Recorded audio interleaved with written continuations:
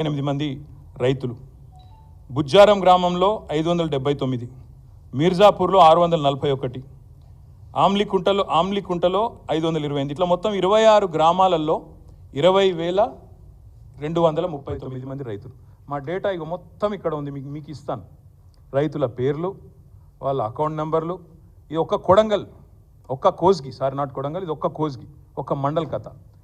ఇదే కథ, ఇది ముఖ్యమంత్రి నియోజకవర్గం కాబట్టి కొద్దిగా ఎక్కువ చేసినాం. ఇంకా ఇంతకంటే వరస్ట్గా ఇవాళ ప్రతి ఊరిలో, ప్రతి మండలంలో పరిస్థితి, వాస్తవ పరిస్థితి ఉన్నది. ఇంకొక మాట కూడా మీకు చెప్తాను, వీళ్ళు ఎంత మోసగాళ్ళు, ఎంత దుర్మార్గులు వీళ్ళని చెప్పడానికి ఈ మాట చెప్తా ఉన్నాను.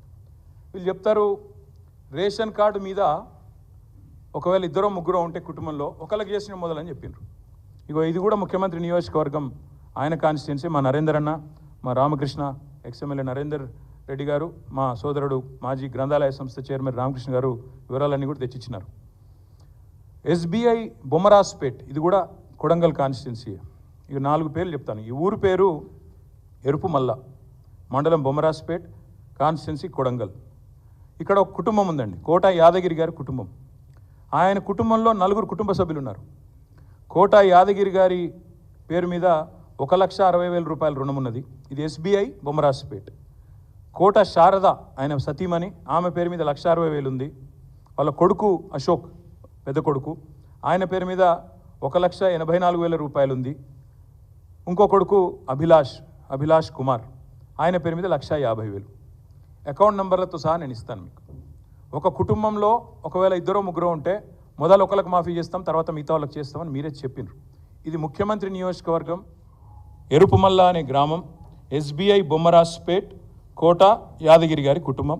కావాలంటే మీడియా కూడా పోయి విచారించుకోవచ్చు, వాళ్ళ అకౌంట్ నెంబర్లతో సహా ఇక్కడ ఉంది.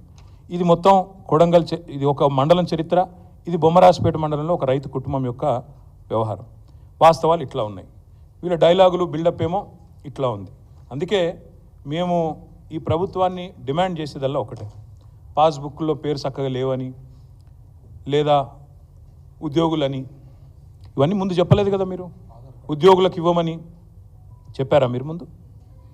ఉపాధ్యాయులు, ఉద్యోగులు ఇవాళ మాకు మెసేజ్ పంపుతా ఉన్నారు, అన్న మా గ్రూపులలో చర్చ జరుగుతున్నది, చాలా మోసం ఇది, ఉద్యోగులను మోసం చేసిండు, ఉపాధ్యాయులను మోసం చేసిండు, ముందు చెప్తే బాగుండు కదా అని చెప్తూ ఒక ఉద్యోగ మిత్రుడు నాకు ఫోన్ కూడా చేసి మాట్లాడినాడు. ఆయన అన్న మాట, అన్న మరి రుణమాఫీకే ఇన్ని కథలు పడుతుండు, మరి రేపు రైతు బంధు కథ కూడా గింతేనా, అందులో కూడా కోసి పారేసులేనా అందరిని అడుగుతాడు. నేను పక్కా చెప్తున్నా, ఈ పచ్చి మోసగాళ్ళ ప్రభుత్వం ఇది, దగా ప్రభుత్వం. 49,000 కోట్లకెళ్ళి కథ మొదలైంది, ఇవాళ 7,500 కాడ ముగిసింది. 49,000 కోట్లు అన్నారు డిసెంబర్లో మీరే, ఇవాళ 7,500 అంటే 7వ వంతు, 1/7 ఇంత మోసం. అందుకే నేను అనేది, డిసెంబర్లో 49,000 కోట్ల రుణాలు ఉన్నాయి, వ్యవసాయ రుణాలని చెప్పింది మీరా కాదా? ప్రభుత్వం చెప్పాలా.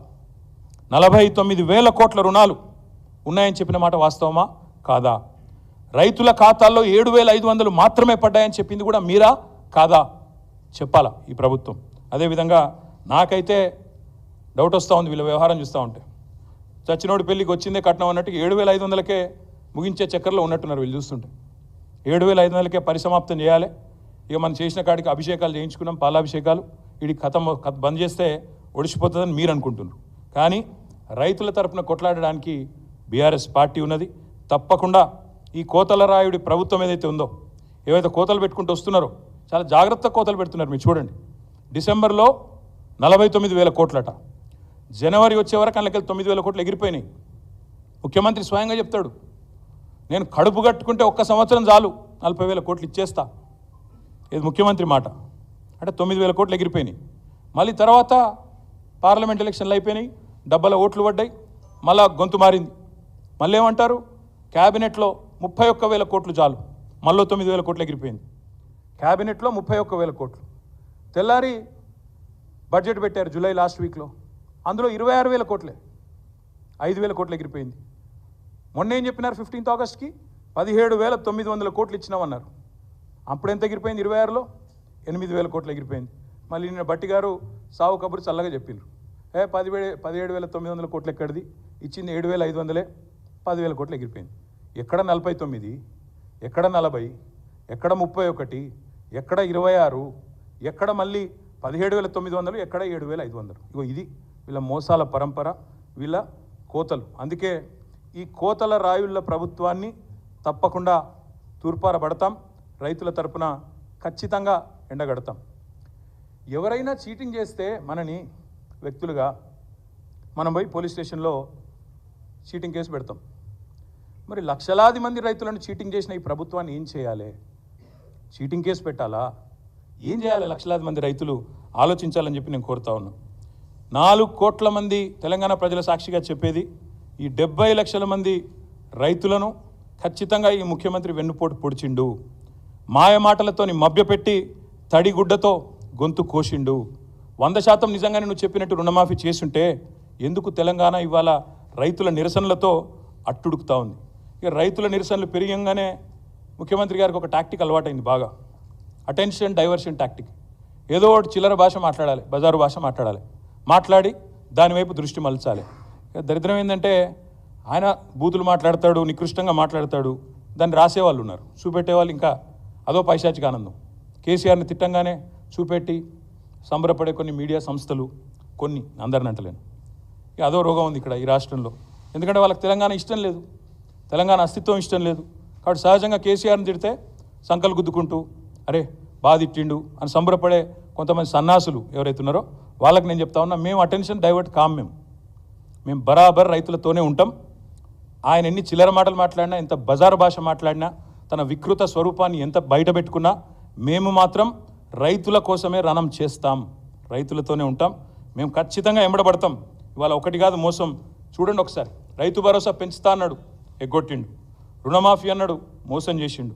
బోనస్ అన్నాడు, బోగస్ అయిపోయింది. కానీ వదిలిపెట్టం, ఇచ్చేదాకా ఎంబడబడతాం. రైతులకు కరెంట్ అన్నాడు, 24 గంటల కరెంట్ అన్నాడు, ఎక్కడుందో మాకే తెలియదు. అందుకే ఈ రైతు ద్రోహి ప్రభుత్వాన్ని వదిలిపెట్టకుండా వేటాడతామని చెప్పి విజ్ఞప్తి చేస్తూ ఉన్నా. అందుకే రేపటి నుంచి మా పోరాటం రేపు మొదట అడిగే, డెడ్ లైన్లు మారుస్తూ ఉన్నారు, హెడ్ లైన్లను మేనేజ్ చేస్తూ ఉన్నారు. మాకు అర్థమవుతా ఉంది, రైతులకు కూడా అర్థమవుతా ఉంది. Head line